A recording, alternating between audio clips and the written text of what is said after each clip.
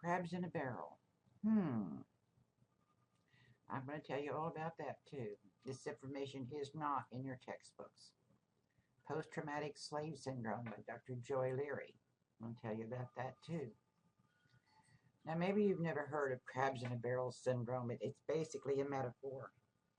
Uh, it's just imagine a barrel full of live crabs, and some are very comfortable on the bottom where it's dark and warm.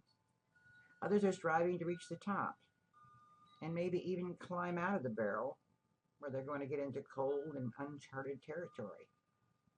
And just as these ambitious crabs reach the top of the barrel, the ones who've been at the bottom all the time decide it's time to pull them back down for whatever reason they desire. So take that and apply the scenario to real life. There are families who've experienced generations of failures in their careers, their finances, their love lives, or their spirituality. But along comes a prodigy child who seems destined to break this generational curse. As soon as he or she graduates from high school and becomes of age and has many, many things planned for their future, here come the older relatives with their hands out, as if this person, the daughter or son or niece or nephew or grandchild, it owes them something. Now, some may wait until the successful person seemingly makes it in the world, namely after they've got their college degree and living on their own and making a decent living. But whenever it occurs, the successor may hear things like, I took care of you all these years. Now I know you're making money, so give some to your mama. Well, you sure have changed since you made it out there in the world. So why does this person owe their relatives anything at all, at least at this point in their life? Can they at least establish themselves and learn what it truly means to be on their own before they begin delegating responsibility? That's really why so many young people have bad credit. They've overtaxed themselves to take care of things that they really don't need or have any need for to have. And of course, you've seen people on the TV judge shows like Judge Joe Brown suing their parents for taking advantage of them and going over their own credit card limit and then leaving them with a large debt to repay. Sometimes they use their parents' social security numbers without their parents' permission to establish credit, and with the utility company sometimes. Basically, what they're doing is they're just not taking responsibility for their own life. Now, some people accuse blacks of wanting too much independence and comparing their culture to those of others who have families who live together under the same roof for years and they're able to save money and cultivate legitimate businesses.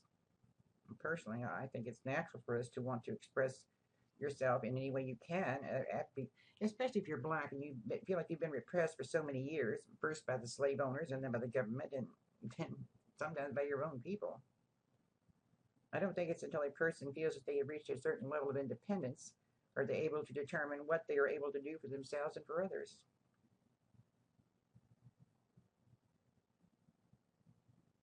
People like Langston Hughes, born at the beginning of the 20th century in Joplin, Missouri. He died in New York City. He was his occupation was a poet, a columnist, a dramatist, an essayist, a lyricist. His nationality, he was African American, white American, and Native American. He was one of the leaders of the Harlem Renaissance. We studied about him a couple of lessons ago. Very successful man. Hugh's mother used to write him letters while he was away and accused him of not loving her because he didn't send any money home. Well, never mind that Hughes was a young man just out in the cold, cruel world trying to make a living for himself. But as a result, Hughes, out of guilt, would send her money in hopes of appeasing her, and usually it was money he really couldn't afford to send. So where is the justice? So my request of you is do not perpetuate this syndrome, whether you're black or white. Give the young a chance to grow and become who they were destined to be. And then later on, when they get a little older, I'm sure that they will be able to take care of you if necessary. So just eliminate that crabs in a barrel syndrome. And Dr. Leary wrote a book, Post-Traumatic Slave Syndrome. And she stresses in the book the need to identify this PTSS so it can be dealt with. Let me tell you just a little bit about her. She's an assistant professor at Portland State University. And in her book, she lays out her theory of post-traumatic slave syndrome, PTSS, explaining what it is and how it's been passed down through the generations, and how its ongoing ill effects on the black community today are causing bad problems. And she makes a very clear case for the need to identify it so it can be dealt with. She said, if we can't heal if we don't understand. But her concept is based on the old theory of post-traumatic stress disorder, which is firmly accepted by the psychiatric establishment, and it's now taken as a given that there are people who will need treatment for an ongoing damage they've suffered psychologically from the trauma of experiencing or even witnessing life-threatening events such as, military combat, a terrorist attack, a natural disaster, a serious accident, or even a violent personal assault such as rape. Now, people affected with PTSD, she explains, often relive these experiences through nightmares and flashbacks. They may have difficulty sleeping and be irritable and have outbursts of anger, an exaggerated startle response, and they feel kind of distant from others. Their ability to function in social work or social atmosphere or work or even family life, it's usually impaired. You have trouble holding down a job, you have marital problems and difficulties in being a parent. She also points out in her book that PTSD is not a new disorder. There have been written accounts of similar symptoms going all the way back to ancient times. During the Civil War, even, there was a documentation of a PTSD-like disorder, and they called it the Costas syndrome. Of course, following the Second World War and every war since, countless combat veterans have been treated for shell shock. And we now know that that's nothing more than post-traumatic stress. Nor is this a new way to look at the traumatic theory at all. You can apply it to people from the Holocaust. They have suffered tremendously, and of course they have PTS.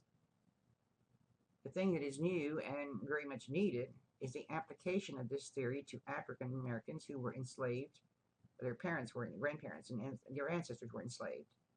And that's what caused her to label not PTSD, but PTSS, post-traumatic slave syndrome. It's her contention that African Americans today are badly affected by past centuries of slavery in the country because of the original enslavement. And they were never treated for severe trauma of being degraded and beaten and abused, or seeing their relatives whipped or raped or killed, or at times being forced to breed and having their babies taken away from them, and all the other unspeakable, horrible things that occurred during slavery. But even though slavery has officially ended, nothing has been done to help. In fact, as she illustrates in her book, the traumatizing circumstances actually continue.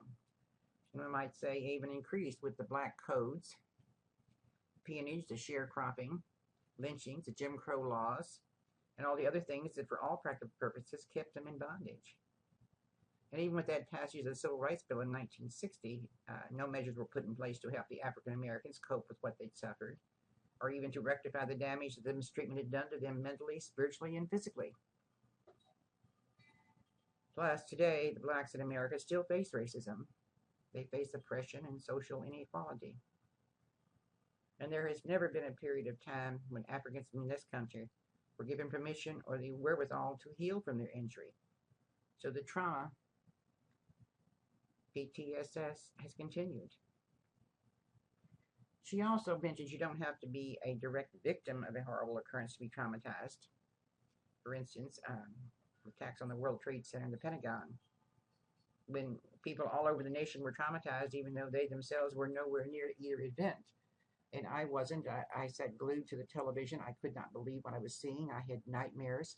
And it got to the point where I would be switching from one channel to the other to see if maybe one of the different stations had some more new information. And it was just, even though I wasn't there and I didn't know anyone who was involved, just witnessing it was just horrible.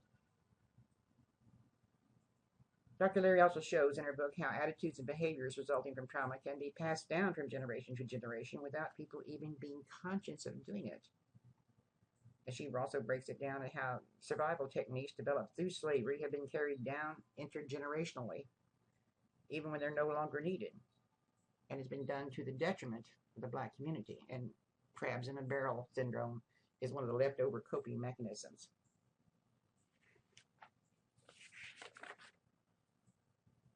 So as we end our journey through early Black American history, I'm giving you something to think about. This information about post-traumatic slave syndrome and crabs in a barrel is not in your textbook. Uh, I've got a couple of questions on it so that you'll be sure and be able to earn the points that you would have gotten under a regular type lecture. But all the information you need, you get from the actual, what I've just said, and the PowerPoint. There will be a test over lessons 11, 12, and 13, or they happen to be chapter 11, 12, and 13. And there'll be a couple of questions on the 2 videos that I've got for you to watch. And then your critical analysis is due this week. Next week, all you've got is 1 test and nothing else, and it'll be a final. And although it is a cumulative, don't panic. I think you've had enough of my tests by now that you realize that I'm not going to try to kill you with it. But anyway, I've enjoyed it. I hope you all have.